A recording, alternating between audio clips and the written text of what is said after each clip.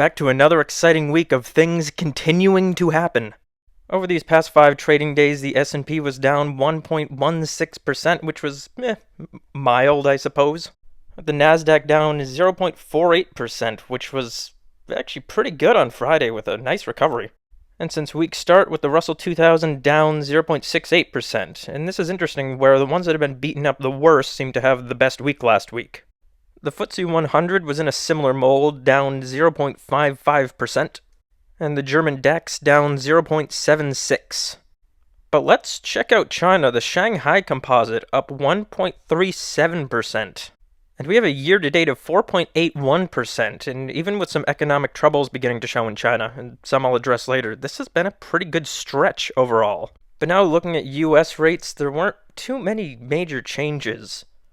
The short end was very slightly down in yield, with a slight increase on the longer end, but this was a generally mild week for the US Treasury. However, one thing I really want to point out is over this past month, rate differentials between different bond markets. I'm looking at 10 years here, and over the past month, the US 10-year has had a pretty substantial drop in its yield, while the 10-year British gilt, German Bund, and the French OAT all had pretty notable increases. And this is consistent with what I've been saying about sovereign debt. The European bond market is just getting more strained. And as the economic and fiscal reality asserts itself in Europe, I don't really see any way that this can be reversed. The German Bund, especially to me, looks like it has been at an artificially low level for quite some time. I mean, this is a country that has had negative rates and was only able to sustain it by forcing pension funds to buy their debt. But as the economic weakness in Europe shows itself more and more, and as Europe faces that it will have to actually spend on its own defense, but doesn't really have the capacity to do so, I don't see how this could do anything positive to these bonds. And so now we're seeing US bonds get bid up, and European ones get dropped. But let's look at crude oil futures over this past month, down 6.46%. Now, this is a pretty substantial drop, and on the one hand, you do have the element where this may be commensurate with a perceived risk to economic growth.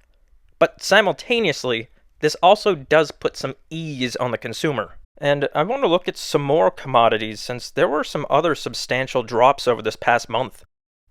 Looking at the continuous contract over the past month period, orange juice has dropped 604.35 cents. Coffee has dropped 28.05 cents. Corn, 43.25 cents. Wheat, 47.75 cents. And cocoa, $2,603.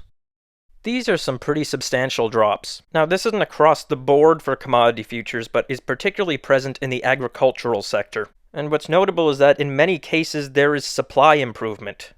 Orange juice in particular, this is one I've been following for a while. So, some years back, the oranges got sick. They got greening disease. Well, the oranges aren't sick anymore. In fact, in many of these cases, we have for a while seen a real supply squeeze. Coffee hit an enormously high price over the past couple years.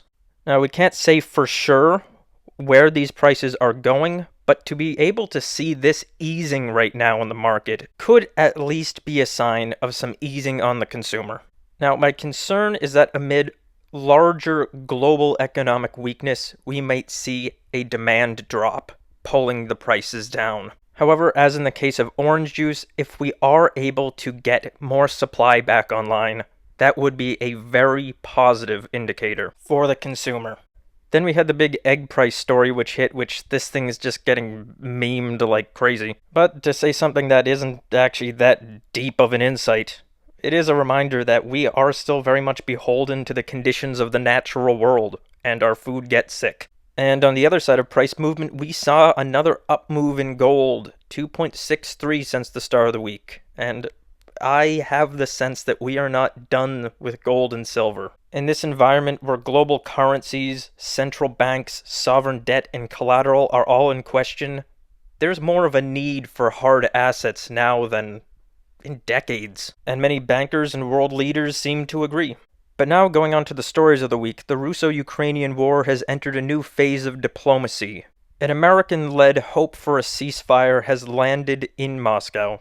with the US and seemingly everyone in the West and all of the media and everyone mentioning this using the phrase, the ball is in Vladimir Putin's court. But this is a rough game theoretic position where Ukraine's ability to fight is dependent on the US, and the Russians have effectively taken the territory pretty substantially.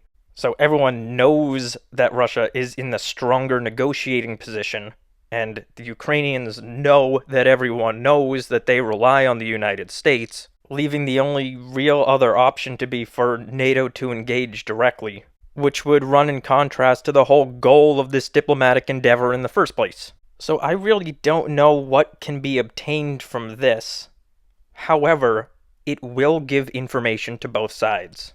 By seeing what the Russian response is, the United States can see where their negotiating position is based, or at least starts, and could perhaps ascertain their hard lines. Now, the Russians are disadvantaged from accepting a ceasefire, since any time the Ukrainians have a way from combat would help them regroup much more than it would advantage Russians. However, similarly, on the Russian side of things, they could see where the US, really just the US, not really the Western powers, where the US stands.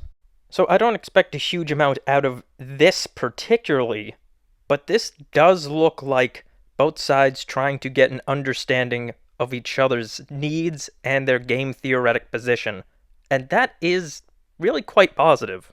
Then we have more EU tariffs, and this to me does certainly look like it has the main economic intention of negotiating to a new economic agreement, but also looks very directly to be an attack on the European powers. The European powers are not in fantastic shape, and it looks very clear that the American administration wants an entirely new economic order with regards to Europe. So my read is that yes, there is the element of protecting domestic American producers, and yes, there is the renegotiation of trade relations, but more so this is an attack on the European establishments themselves.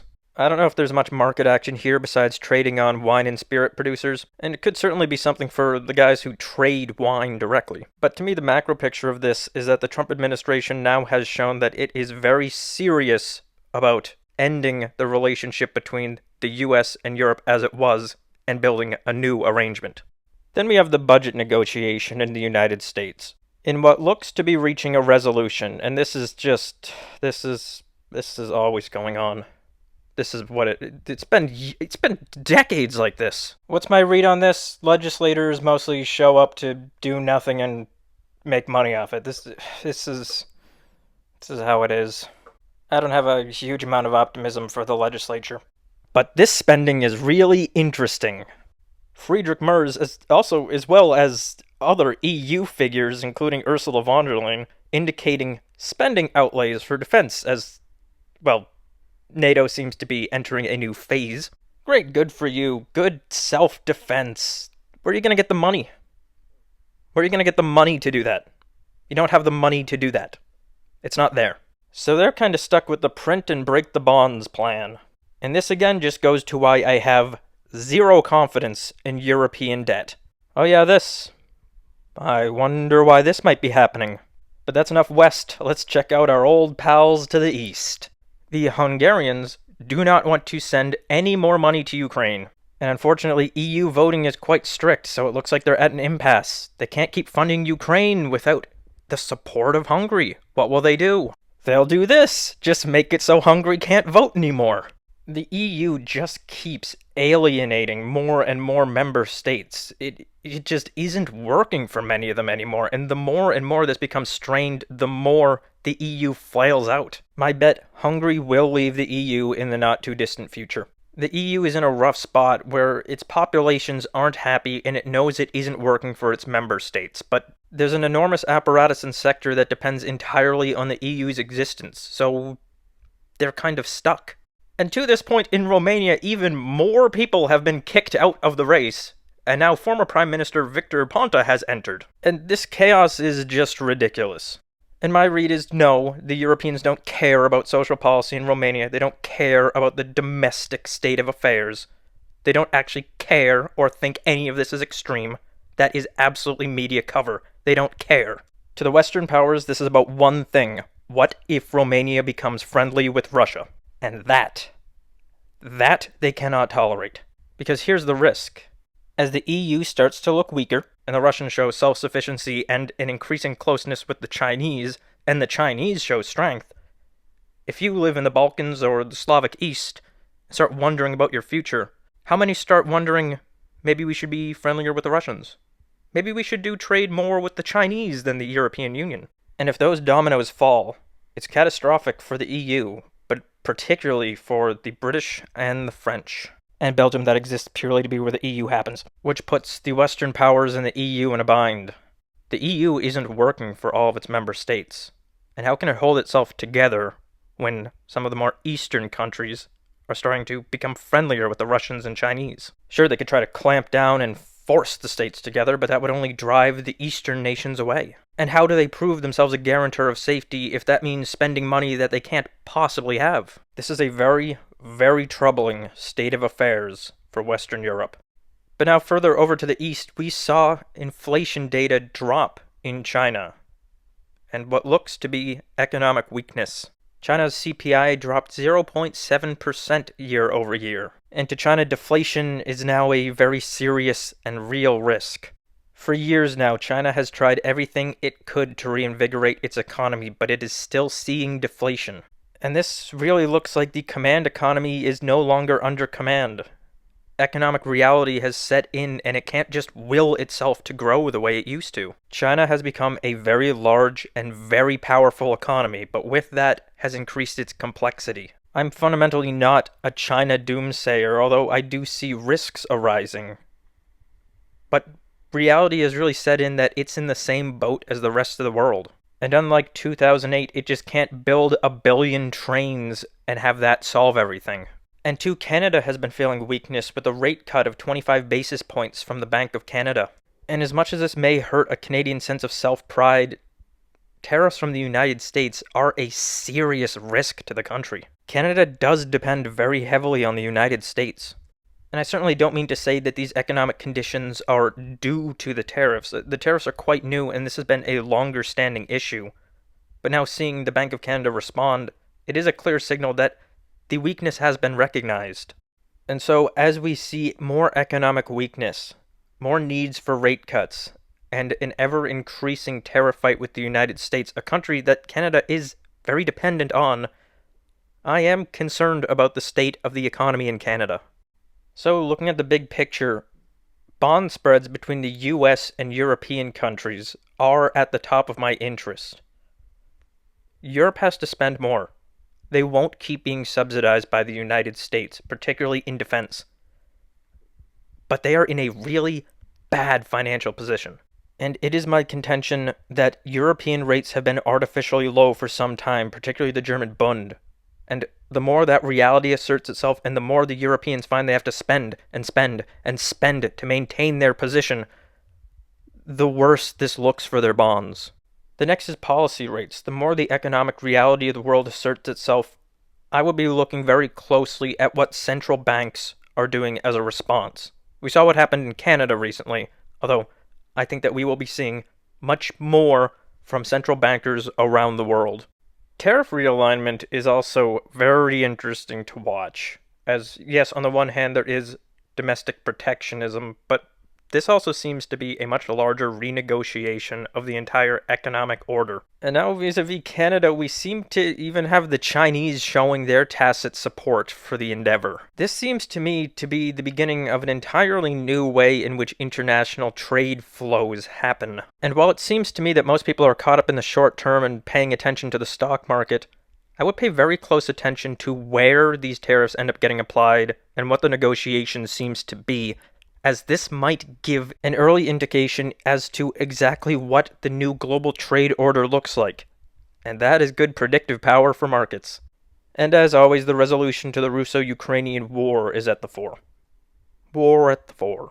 Also, it's worth just remembering that we don't even know if they have all those resources that it's said they do. But negotiations do seem to be primarily between the United States and the Russians, while the people in the West who are really most involved are Britain and France. Well, By involved, I should say the ones most dependent on the outcome. They've gotten themselves very wrapped up in the conflict and have a lot of their financials on the line, as well as their larger geopolitical aims, as well as following the main players of the United States, Ukraine, and Russia. I'm paying very close attention to what the governments of Britain and France do. The future of the EU. I'm just not optimistic about the EU. Every year, there seems to just be more and more tension between the member nations. The economic problems are exacerbated, the financial state worsens, and there's just more and more unrest amongst the populations. And yeah, maybe this is a brutal way to think about things, but from a global macro perspective, that opens the doors wide open for a whole bunch of bond trades. I'm paying particular attention to the Romanians and the Hungarians, as that just seems to be untenable. And then perhaps after the Spanish, the Greek, and the Italians. And last is fiscal policy. And this goes back to the Europeans again. They need to have very large spending outlays, which could be bullish on their equity markets, but they don't have the money. And while in the big picture, this very likely could be beneficial to the European nations, for now, this doesn't bode very well for their financial condition. And those are the things that have happened.